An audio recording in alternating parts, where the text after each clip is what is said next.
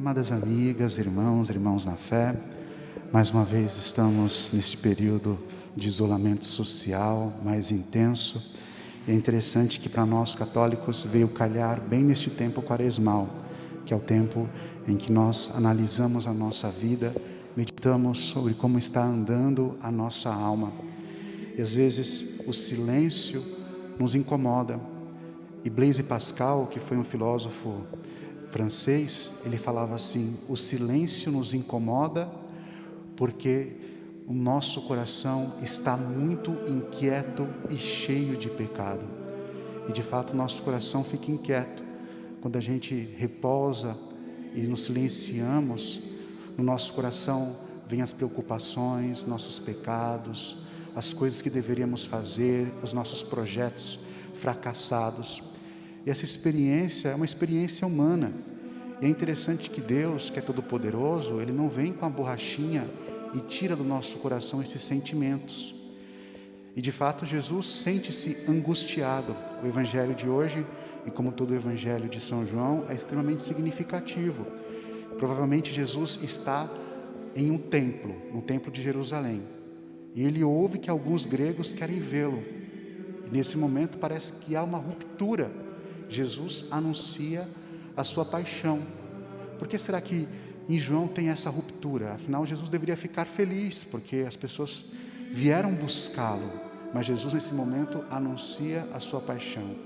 Talvez porque Jesus estivesse numa parte que não fosse aberta aos pagãos. O templo de Israel tinha vários átrios, né? Um átrio podia ficar aos pagãos, um átrio às mulheres, e um outro átrio somente os homens judeus. E Jesus permitiu que esses gregos entrassem neste átrio onde ele estava.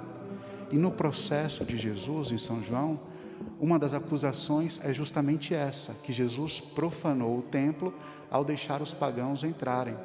E aqui não é somente um fato do passado, é um fato que se realiza hoje também. Aquilo que era santo, que era dedicado a um grupo de separados, torna acessível a todos. Quando pensamos na teologia do Antigo Testamento, Deus não era acessível a todos.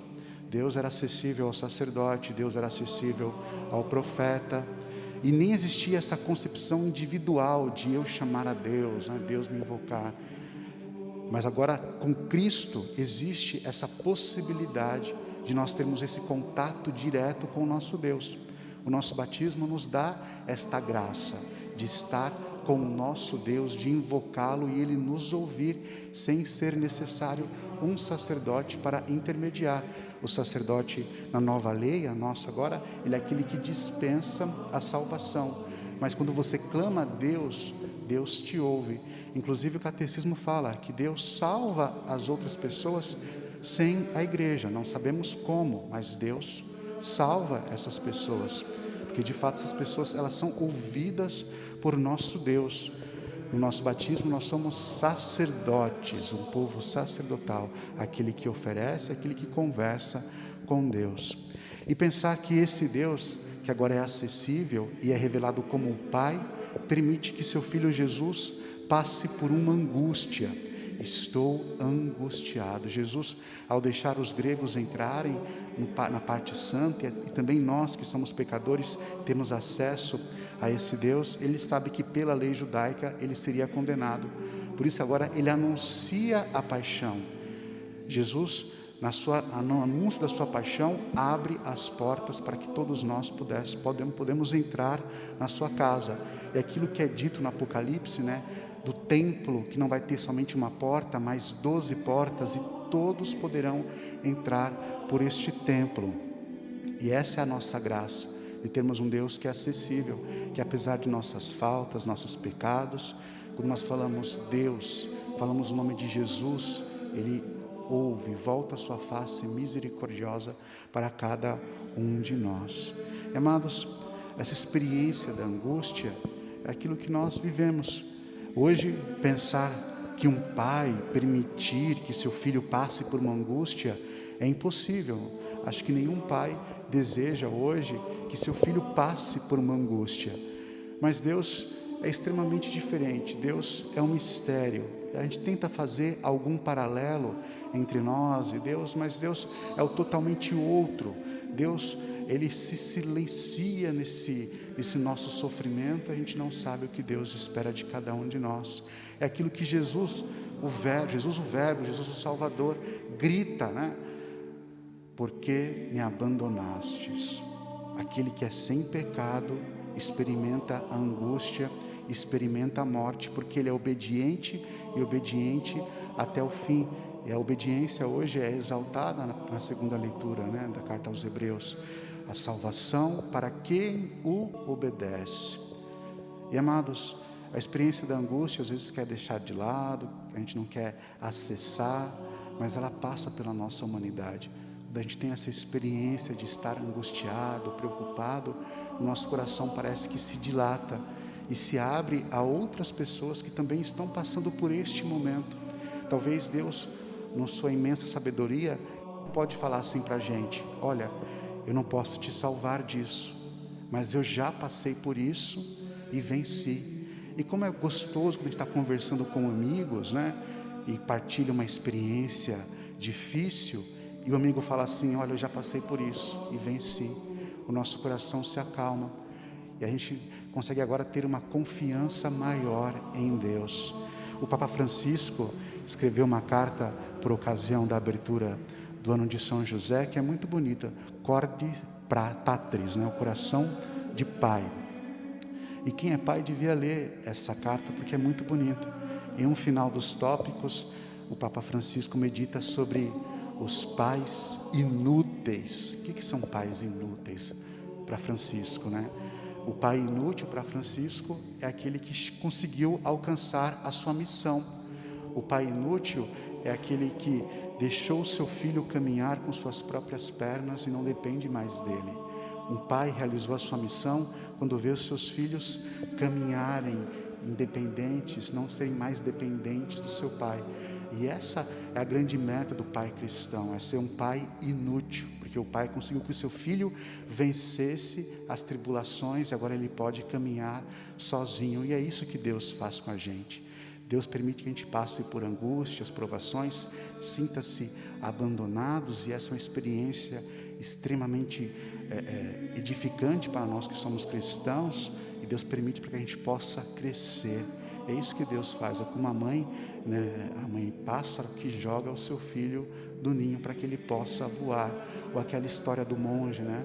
Essa história é interessante porque tinha um monge que foi visitar uma família, e essa família não tinha muita coisa, só tinha uma vaquinha, e reclamaram com esse monge que a vida não estava boa, e o monge foi lá e derrubou a vaquinha que eles tinham. Quando ele voltou no dia seguinte, né, aquela família tinha prosperado.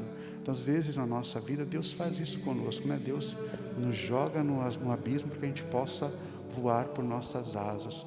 Quando nós lemos o Antigo Testamento, a experiência do povo hebreu de caminhar pelo deserto, a gente vai lá no Google, coloca assim: do Egito a Jerusalém, e tem até a opção de colocar a pé ou de carro. Aí você põe lá a pé. Quanto tempo dura? Dura 6 dias. Mas Deus fez com que aquele povo passasse 40 anos no deserto para alcançar a terra prometida, porque se a terra fosse dada de mão beijada, não teria valor algum. Esse Deus que nos ama profundamente nos permite que a gente enverede por essas terras, por esses lugares, esses caminhos tortuosos, tenebrosos, porque Ele quer que nós sejamos filhos fortes. Ninguém suporta um filho mimado, né? Um filho mimado, ele é carente. Um filho mimado, ele depende de tudo. E Deus sabe como nos criar. Aqueles que se confiam em Deus certamente passam por caminhos tortuosos, caminhos de provação, mas sempre sabem que lá no final vai estar Deus de braços abertos. Deus, Ele não fica assim, né? Ai, fica aqui, filhinho, não sofre, filhinho, fica aqui perto de mim. E até é bonito quando o filho pródigo parte, né? O filho pródigo parte, o pai: não, fica aqui, pelo amor de Deus, você vai sofrer, não vai para lá. O pai do filho pródigo, o que ele faz? Vai, toma a sua parte e vai. E é isso que Deus faz com cada um de nós, e é essa experiência que devemos ter com o nosso Deus. É a experiência que Jesus passou. Se Jesus, que é o nosso mestre e Senhor, passa por um momento de angústia em sua vida, nós também devemos passar. E se estamos passando, louvado seja Deus.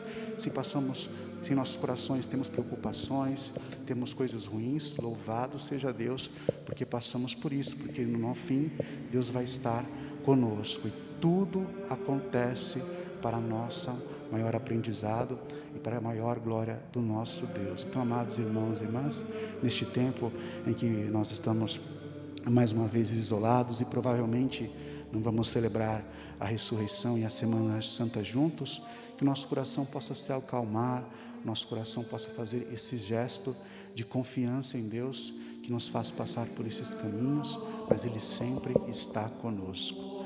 Louvado seja nosso Senhor Jesus Cristo, para sempre seja louvado.